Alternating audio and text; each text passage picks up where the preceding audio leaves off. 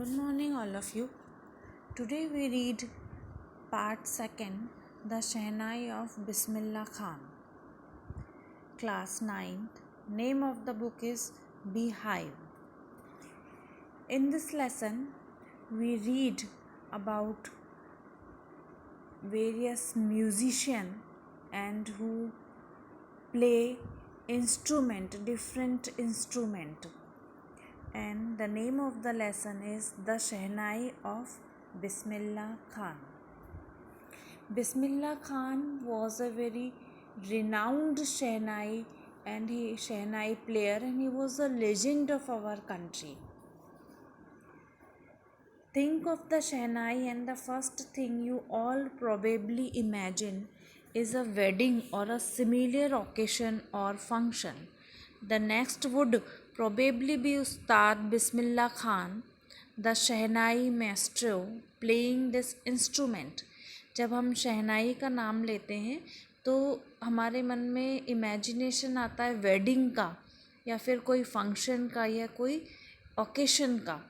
And next name will become in our mind is definitely Ustad Bismillah Khan, the Shehnai maestro, playing this instrument.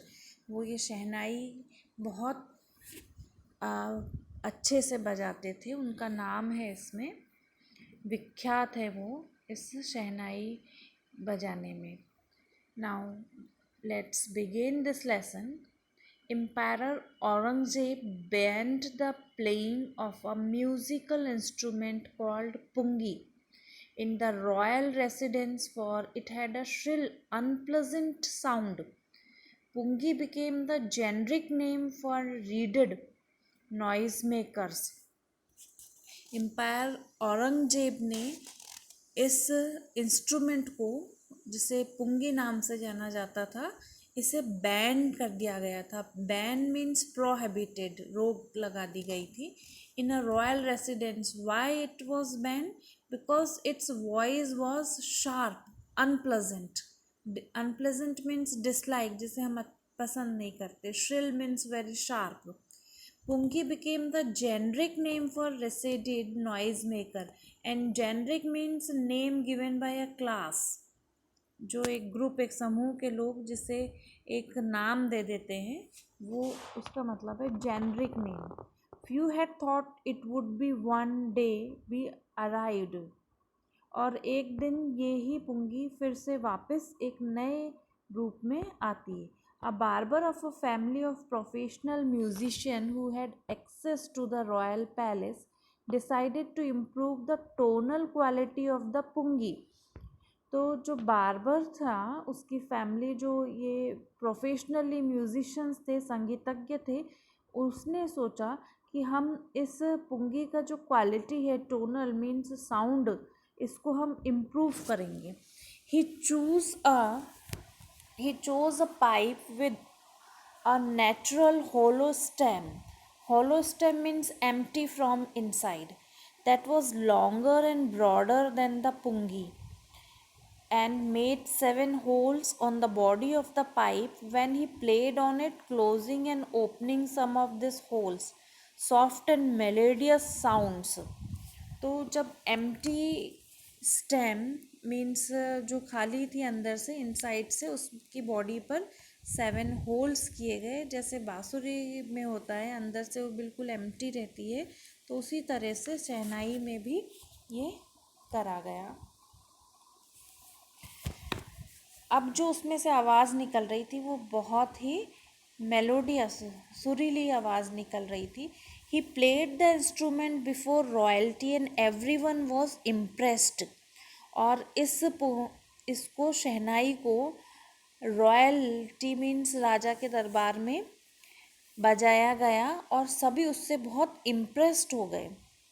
The instrument so different from the pungi had to be given a new name. और ये जो पुंगी का नया रूप है, इसे नया नाम दिया गया. As the story goes, since it was first played in the Shah's chamber and was played by a nai barber, so that instrument was named the Shehnai. शहनाई इसको क्यों नाम दिया गया, इसका भी एक स्टोरी है।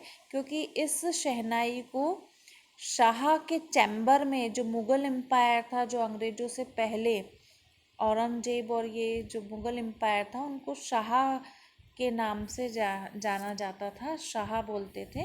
और शाह के चैम्बर में नाई ने ये पुंगी बजाई, तो इसका नाम दिया गया शहनाई।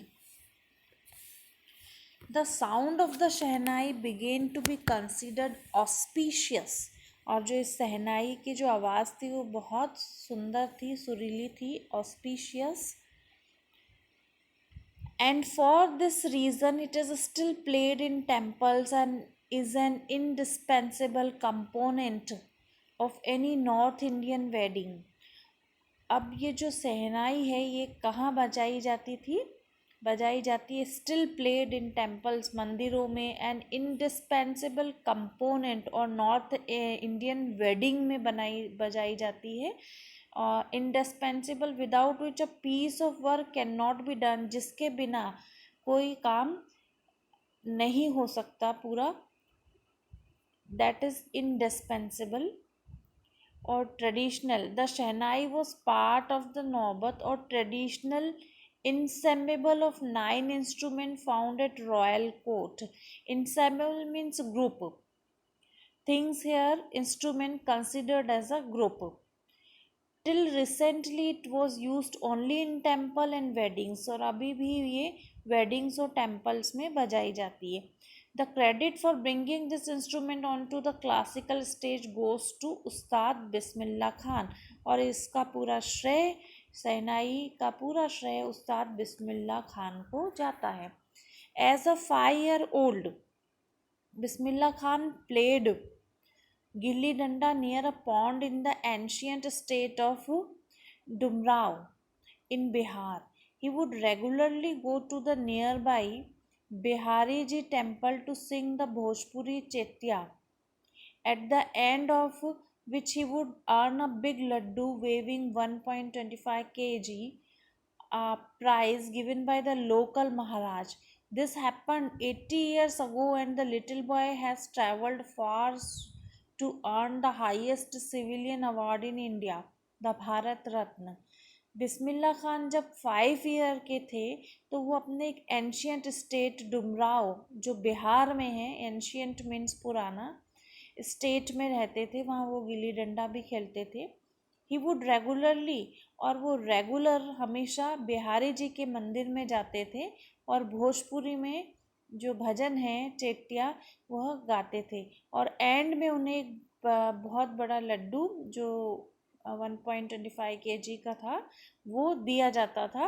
ये महाराजा की तरफ से दिया जाता था, ये एक प्राइज़ के रूप में उन्हें दिया जाता था। And this happen 80 years ago, और 80 ईयर्स के बाद उन्हें भारत रत्न से नवाजा गया। So this is the distance he travelled in his life. Born on 21 March 1960, Bismillah belongs to a well-known family of musicians from Bihar. His grandfather, Rasul Baksh Khan, was the Shehnai Nawaz of the Bhojpur King's Court. His father, Paigambar Baksh, and the other paternal ancestors were also great Shehnai players. जो उनके family में grandfather जो थे, रसूल बख्श खान नाम था, वो बहुत अच्छे शहनाई वादक थे और भोजपुर में राजा के दरबार में वो शहनाई बजाते थे। और जो उनके फादर थे पैगंबर बख्श, वो भी शहनाई प्लेयर थे, बहुत महान शहनाई वादक थे। The young boy took to music early in life. At the age of 3, when his mother took him to his maternal uncle's house in Banaras, now in Varanasi, Bismillah was fascinated watching his uncle practice the Shehnai. Soon Bismillah started accompanying his uncle. बहुत ही कम as में उन्होंने संगीत को स्वीकारा, accept किया, उसमें interest लेने लगे। और एट द एज ऑफ 3, जब वो 3 साल के थे, तब उनकी मदर उन्हें अपने मैटरनल अंकल के यहाँ लेके गई। और वो बहुत फैसिनेटेड थे। जब अंकल प्रैक्टिस करते थे शहनाई की, तो वो वहाँ पे सुनते थे और उन्हें वो बहुत अच्छा लगता था। सून बिस्मिल्लाह started accompanying his uncle Ali Bux to the Vishnu temple of Banaras, where Bux was employed to play the शहनाई। और उनके जो अंकल हैं, विष्णु टेम्पल में वो एम्प्लॉयड थे, वहाँ काम करते थे शहनाई बजाने का। Ali Baksh would play the Shehnai and Bismillah would sit captivated. Captivated means attracted. आकर्षण उनमें इतना था शहनाई के प्रति कि वो अली बख्श जब उनके अंकल शहनाई बजाते थे तो वो घंटों वहीं कैप्टिवेटेड बैठे रहते थे। स्लोली ही started getting lessons in playing the instrument and would sit practising throughout the day.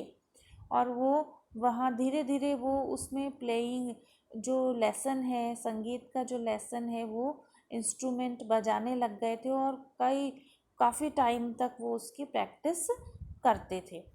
For years to come the temple of Balaji and Mangala Maiya and the bank of the Ganga became the young apprentice's favorite haunts where he could practice in solitude। और कई सालों तक बालाजी के मंदिर में और मंगला मैया के मंदिर में गंगा किनारे बैठकर वो बहुत प्रैक्टिस करते थे। एप्रेंटाइंस मीन्स होता है a person taking training, under training means apprentice. And favourite हॉर्न्स विजिट मेनी टाइम्स, वो एक दिन में बहुत बार वहाँ जाया करते थे और प्रैक्टिस करते थे। Practice in solitude means alone. The flowing waters of the Ganga inspired him to improvise and invent ragas that were earlier considered to be beyond the range of the शहनाई। और जो गंगा की लहरें थी उन्हें प्रोवोक करती थी कि वो राग और शहनाई को गाएं। At the age of 12, Bismillah accompanied his uncle to the Allahabad Music Conference. At the end of his recital, Ustad Faiz Khan patted the young boy's back and said, "Work hard and you will shall make it." With the opening of the All India Radio in Lucknow in 1938 came Bismillah's big break। और 1938 में लखनऊ में उस्ताद बिस्मिल्लाह जी को all India radio की तरफ से first break मिला गया। He soon became an often heard shehnai player on radio. और रेडियो पर उनके कार्यक्रम की प्रस्तुति लगातार होती रहती थी। When India gained independence on 15 August 1947, Bismillah Khan became the first Indian to greet the nation with his Shehnai.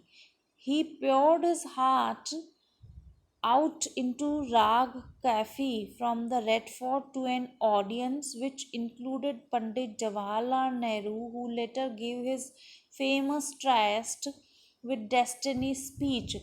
और जब हमारा देश आज़ाद हुआ था 15 अगस्त 1947 को, तो फर्स्ट इंडियन थे बिस्मिल्लाह खान, जिन्होंने शहनाई के द्वारा इस ऑस्पिशियस समय को ग्रीट किया था, अभिवंदन किया था इस समय का। और उन्होंने राग काफ़ी राग गाया था। और पंडित जवाहरलाल नेहरू ने स्पीच दी थी और स्पीच का नाम था Tryst with Destiny. That's why we called him legendary person, because history attached to his Shehnai Vadan, melodious, sweet sound of Shehnai when he was playing Shehnai. Bismillah Khan has given many memorable performances both in India and abroad. His first trip abroad was Afghanistan, where King Zahir Shah was to taken in by the maestro that he gifted him priceless Persian carpets and other souvenirs.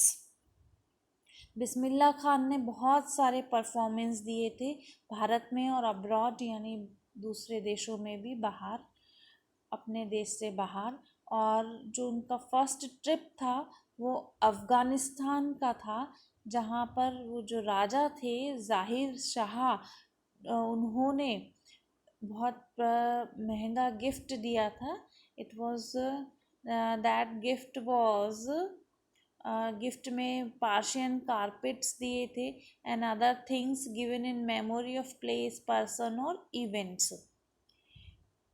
Taken in by means attracted और charmed. वो जो राजा थे वो इनके शहनाई की आवाज़ से बहुत अट्रैक्ट हुए थे और खुश होकर उन्होंने ये गिफ्ट इन्हें दिए थे। The king of Afghanistan was not the only one to be fascinated with Bismillah's music. सिर्फ वो राजा ही फैसिनेटेड नहीं हुए थे, वो इतनी अच्छी शहनाई बजाते थे बिस्मिल्लाह खान कि सभी बहुत ज़्यादा उनसे अट्रैक्ट हो जाते थे। Film director Vijay Bhatt was so impressed after hearing Bismillah play at festival that he named the film after the instrument called गूंज उठी शहनाई। और जो विजय भट्ट डायरेक्टर थे वो बहुत इम्प्रेस्ड हो गए थे उनके शहनाई वादन से, तो उन्होंने एक पिक्चर इस शहनाई के नाम पर ही रखी। नाम था उसका Goonj Uthi Shehnai. And the film was hit. Film बहुत बड़ी हिट हुई थी। And one of Bismillah Khan's composition Dil Ka खिलौना है टूट गया। और एक और जो कंपोजिशन करा था बिस्मिल्लाह खान ने, गाने का नाम है दिल का खिलौना Hai Toot Gaya. Turned out to be a nationwide chartbuster, और बहुत बड़ी हिट हुई थी ये दोनों। Despite this huge success in the celluloid In the celluloid world, Bismillah Khan's ventures in film music were limited to two. इतनी success होने के बाद भी बिस्मिल्लाह खान ने ये दो फिल्म के बाद और कोई दूसरा वेंचर नहीं किया। Venture means project that often involve risk, जिसमें हमेशा रिस्क रहता है। वो क्यों नहीं, उन्होंने अगला कोई भी गाना पिक्चर में क्यों नहीं गाया, उसका भी रीज़न था। विजय भट्ट गूंज उठी शहनाई एंड विक्रम श्रीनिवास कनाडा वेंचर सनादि अपना।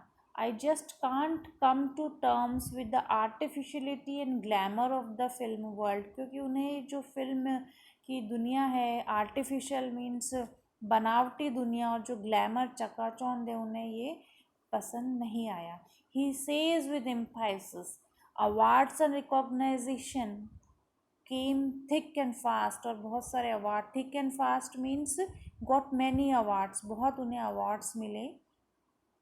Bismillah Khan became the first Indian to be invited to perform at the prestigious Lincoln Center Hall in United States of America, और वो पहले भारतीय थे उन्हें परफॉर्म करने के लिए यूनाइटेड स्टेट ऑफ अमेरिका में इनवाइट किया गया। He also took part in the World Exhibition of Montreal, in the Cannes art festival, in the Osaka trade fair, और उन्हें आर्ट फेस्टिवल में भी, कांस आर्ट फेयर फेस्टिवल में भी बुलाया गया। So well known did he become internationally that an auditorium of Tehran was named after him, Tahir Masik Ustad Bismillah Khan. National awards like the Padma Shri, the Padma Bhushan and the Padma Vibhushan were conferred on him. Conferred means usually an award or a degree. जब ये किसी को दिया जाता है तो फिर conferred word use किया जाता है। तो उन्हें ये अवार्ड्स मिले थे, Padmashri, Padma Bhushan and the Padma Vibhushan. In 2001, Ustad Bismillah Khan was awarded India's highest civilian award, the Bharat Ratna। 2001 में उस्ताद बिस्मिल्लाह खां को भारत रत्न से नवाजा गया। With the coveted award resting on his chest and his eyes glinting with rare, glinting means shining, उनकी आंखों में एक चमक थी जब उन्हें ये अवार्ड दिया गया, रत्न दिया गया।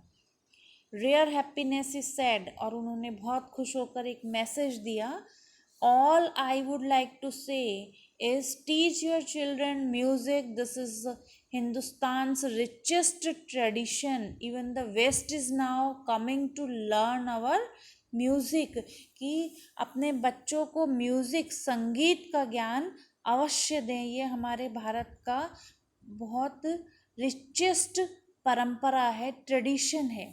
In spite of having traveled all over the world, Khan Saab, as he is fondly called, is exceedingly fond of Banaras and Dumrao, and they remain for him the most wonderful town of the world. और पूरे भारत, पूरा world, पूरी दुनिया घूमने के बाद भी उन्हें डुमराव और बनारस बहुत पसंद था, बिल्कुल उनके दिल के करीब थे ये दोनों जगह. A student of his once wanted him to head a Shehnai school in the USA, and the student promised to recreate the atmosphere of Banaras by replicating the temple there. और उनके स्टूडेंट्स ये चाहते थे कि वो यहाँ USA में भी एक शहनाई का स्कूल बनाएं, और उन्होंने प्रॉमिस किया उनके स्टूडेंट ने कि वो जिस तरह का एटमॉस्फेयर बनारस में है वैसे ही यूएसए में भी क्रिएट करेंगे, वैसे ही मंदिर भी वहाँ बनाएंगे. But Khan Sahab asked him if he would able to transport river Ganga as well, क्या वो गंगा नदी को भी वहाँ पे ट्रांसपोर्ट कर सकते, वहाँ ले जा सकते हैं. वो गंगा नदी से बहुत अटैच्ड थे, बहुत सम्मान करते थे, उनका बहुत लगाव था बनारस से, डुमराव गांव से, गंगा नदी से. Later he is remember to have said, that is why whenever I am in foreign country I keep yearning, yearning means longing, desire to see Hindustan, कि जब भी मैं कभी फॉरेन कंट्री में होता हूँ तो मैं हिंदुस्तान देखने की इच्छा रखता हूँ, बहुत इच्छा, डिज़ायर होती है मेरे मन में हिंदुस्तान देखने की. While in Mumbai I think of only Banaras, और जब मैं मुंबई में होता हूँ तो मैं सिर्फ बनारस और पवित्र गंगा के बारे में सोचता हूँ. वाइल इन बनारस, और जब मैं बनारस में होता हूँ तो मैं डुमराव और मट्ठा को बहुत मिस करता हूँ. उस्ताद Bismillah Khan is a perfect example of the rich cultural heritage of India. ये बहुत एक परफेक्ट एग्जाम्पल है. कल्चरल मीन्स जो हमारे रीति रिवाज हैं, हेरिटेज जो हमारी संपदा है इंडिया की, वो उसके एक बहुत अच्छे उदाहरण है. One that effortlessly accept that a devout Muslim like him can very naturally play the shehnai every morning at the Kashi Vishwanath temple. वो एक बहुत डेव्यूट मुस्लिम थे, पर उसके बाद भी वो विश्वनाथ टेम्पल जो काशी में है वहाँ हर सुबह शहनाई बजाया करते थे. उस्ताद Bismillah Khan passed away on 21 August 2006 at the age of 90 after a prolonged illness. बहुत लंबी बीमारी होने की वजह से वो 21 अगस्त 2006 को उनकी मृत्यु हो गई. He was given a state funeral and government of India declared one day of national mourning. So this is a story, this is a lesson about great Ustad Bismillah Khan. Thank you. Good day.